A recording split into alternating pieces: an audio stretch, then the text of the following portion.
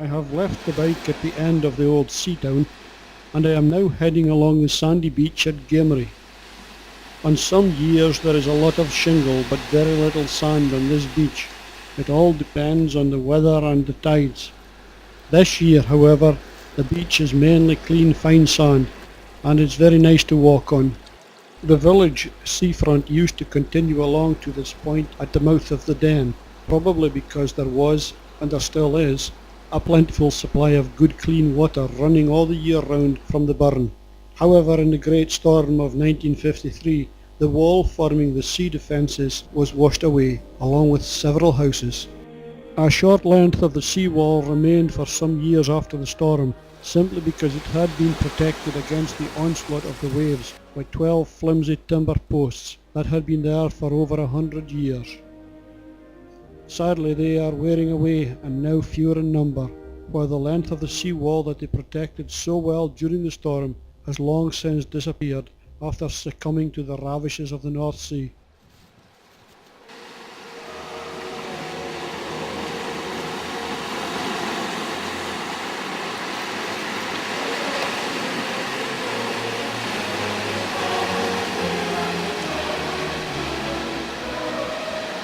The old ruin of St John's Church and its churchyard lies directly ahead on the hillside.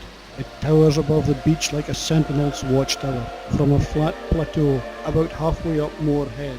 The last interment took place in the old churchyard less than 100 years ago. Funeral processions followed this same route, and the track where it leaves the east end of the beach, where it turns into a hidden den, which winds its way south between Mhor Head on the right and an old encampment on the left that is now known as the Castle Hill. Looking back along the beach towards Gamrie, the wonderful old architecture, which came about by necessity rather than by careful planning, is obvious. These old houses were meant to stand the sea and a northerly winter's blast. The church, standing on the hill, dominated the old village by its presence. The old harbour is owned and still maintained by the village. Above the village, the post-war and modern housing is planned, it's approved, it's expensive, and perhaps it's just a little bit out of place. The local fishermen's and the rock formations, the clear gurgling stream known to some as St John's Burn, the thousands of primroses, and the absolute tranquility all add to the immense pleasure of this Easter jaunt on a sunny but somewhat misty April day.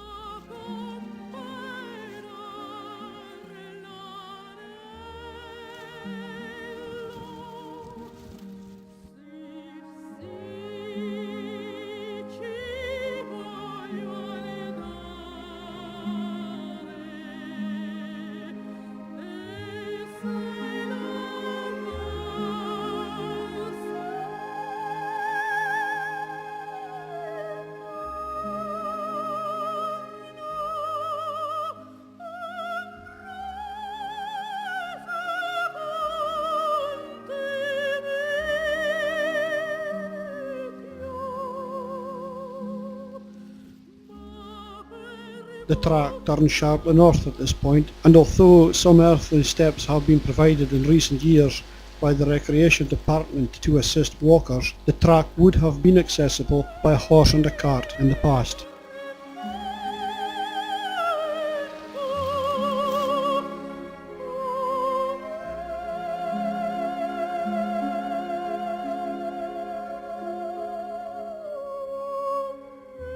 Further up the track, the beach far below comes into view, with the waves gently breaking white onto the long sandy beach.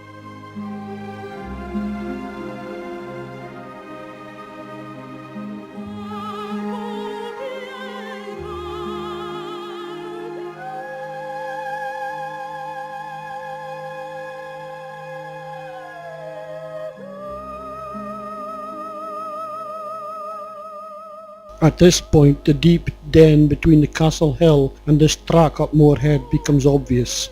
The scene is set for the very bloody battle that took place over 1,000 years ago, some half a mile further ahead.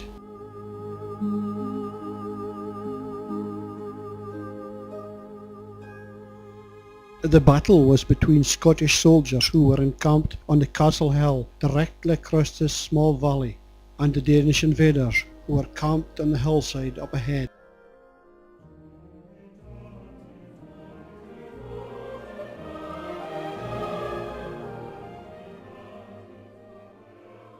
Standing here outside the ruins of the old church, with Gamrie Bay lying like a deserted Mediterranean beach below me, with the rugged rocks of Craig and Dargety standing sentinel-like over the harbour and the village, it is easy to recall how the stirring and historic events connected with this old church and the adjoining area have been related by various writers. In the old statistical account, it is said that on the precipice or brow of the hill above the kirk of Gamrie, at the east end of one of the most level and extensive plains in Buchan, are a number of vestiges of encampments which to this day are called by the name of the Bleedy Pits or the Bleedy Pots. Abercrombie, in his martial achievements, tells us about how the Danes, defeated at Aberlermo by the Scots, left for the coast of Murray, where they were sure of being made welcome by their friends as yet in possession of that country. It appears that they had to lie on the coast of Buchan till the wind should alter, as Abercrombie's account continues, but they lay so long that their provisions being exhausted and famine pressing hard upon them, about 500 of the most daring resolved to land, and either to die bravely or to purchase the necessities of life. They did both, for in the first place they found and mastered large herds of cattle, but as they drove them to the sea, the Thane of Buchan, one Mernin, with a multitude of the country people, got between them and their ships, and so cut off their retreat. Upon this they withdrew to a little but very steep hill near Gamrie, and from the top of it they threw down stones upon the foremost that offered to dislodge them, and by this means defended themselves for a long time like men in despair, with that resolution that allayed the heat of the assailants.